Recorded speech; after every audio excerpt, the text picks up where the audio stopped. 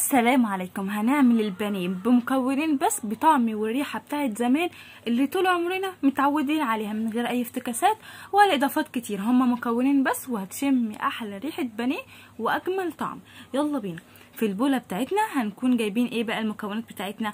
اول مكون معانا وهي البصل. هتجيبي بصلايه متوسطه هتبشريها بشر ناعم، هتاخديها بالقش والميه بتاعتها كده، هتحطيها في قلب البوله. وتجيبي علبه زبادي، لو هي حجمها صغير حطيها كلها، لو حجمها كبير حطي نصها، وبرده على حسب الكميه البانيه اللي انت هتعمليها. والتوابل بقى بتاعتنا هتحطي توم باودر، بصل باودر، 7 بهارات او قرفه، فلفل اسود، ملح، بابريكا. انت عايزه اقولك ان انت لو مش عندك كل المكونات دي وعايزه تحطي فلفل اسود وملح عادي مش هيقول لا، وهيبقى طعمه حلو كمان. دي بس اضافات بتعلي الطعم والريحه اكتر. بس كده حطينا كل المكونات بتاعتنا، ونعصر عصره ليمونيه كده، نعصرها كويس عليها. عايزه اقولك حرفيا دي من اسهل الخلطات اللي ممكن تعمليها للبانيه، وطعمها حتى لما تحطي البانيه في التلاجة وتطلعيها هتشمي ريحه التتبيله وهي نيه، هتلاقيها حلوه قوي ما فيهاش اي ريحه زفاره خالص. هنقلب المكونات مع بعض كويس قوي لحد ما الزبادي كده يدوب ويختلط مع البصل وكل حاجه، ما تلاقيش اي تكتلات للزبادي عشان بتلاقيها كده عامله كور كور كور.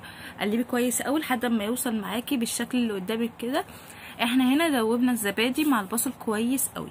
هنحط بقى فيه قطع البانيه اللي احنا اصلا شاطفينها بشويه ملح وسكر وليمون اللي هو محلول نقع، وصفيناها من الميه بتاعتها كويس قوي. هنحط البانيه في قلب التتبيله وسيبيها على الاقل ساعتين. كل ما تسيبيها اكتر كل ما هتلاقي النتيجه افضل وريحه وطعم احلى واحلى.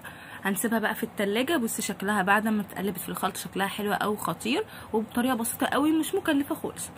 بعد كده هنطلعها، يا اما نجيب دقيق ونحط عليه شويه نشا عشان يدينا قرمشه، او دقيق بس، او تجيبي بقسماط مطحون، او بقى اللي هو الفيجيتار المعروف من العطار. تروحي تجيبي فيجيتار بقى سواء بارد او حراق، تجيبيه من عند العطار هتلاقيه سايب بيتباع عنده. تجيبيه وتحطي عليه البانيه وتضغطي كده بايدك كويس قوي عشان طبقه البودر اللي هي زي ايه مثلا دقيق او بقسماط او فيجيتار، حطيها على البانيه وتغطي بايدك كويس قوي عشان الطبقه دي تمسك في قلب البانيه وما تفكش مننا. عايزه بقى تجهزي معاها البيض ولبن وتقعدي تنقعي تحطي البانيه في البيض واللبن، بعد كده تطلعيها وتحطيها تاني في الدقيق او الفيجيتار وكده براحتك. عايزه تستكفي بالخطوه اللي انا عملتها دي، انا عملتها كده، حطيت البانيه في قلب الفيجيتار وغرقتها بالفيجيتار كويس قوي، وتغطي عليه بايدي عشان طبقه الفيجيتار تمسك في قلب البانيه وبس. انا عملت كده بس، لا حطيت بقى في لبن ولا بيض ولا اي حاجه، وعملتها كده بقى. واخلص بقى كل الكميه. ويستحسن لما تيجي تعملي كده تكوني مولعه زيت جنبك وتعملي الكميه اللي هتدخل في الطاسه. يعني الطاسه مثلا بتشيل 3، اعملي 3 وحطيهم، ولما خلاص هيقربوا يطلعوا اعملي 3 تانية وتحطيهم، عشان لما تسيبيها كده جنبك لو عملتي كل الكميه بالفيجيتار بتاعك هتلاقي الفيجيتار اتبل، هتحسي كده اتبل من البصل والخلطه بتاعتنا فهتفرول. فيستحسن تعملي تحطيه في الدقيق او الفيجيتار حبه بحبه على حسب يعني الطاسه بتاعتك بتاخد قد ايه. هنجيب الطاسه نحط فيها حبه من الزيت بقى وننزل فيها بالبانيه وهي الزيت سخن، ونوطي النار نص توطيه اول ما نحط البانيه عشان ما ياخدش مننا لون بسرعه وما تستويش.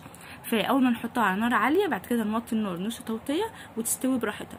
عايزه اقولك طعمها وريحتها حلوه قوي. تعمليها بقى في عيش في فينو جنب مكرونه سباكيتي بالصلصه زي ما احنا عملناها. وعلى فكره عملت الصلصه بتاعه المكرونه بطريقه زمان واللي احنا طول عمرنا كنا متعودين عليها. احط لكم الوصفه بتاعه الصلصه دي في الديسكريبشن او في اول كومنت مثبت هتلاقوه. بجد طريقه حلوه قوي ولذيذه واحلى طريقه للصلصه انا جربتها بعد كل الافتكاسات اللي بتحصل دي.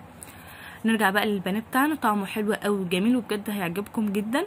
وكده خلصنا الفيديو بتاعنا. تنسوش تشتركوا في القناه وتعملوا لايك وكومنت حلو زيكم. باي باي.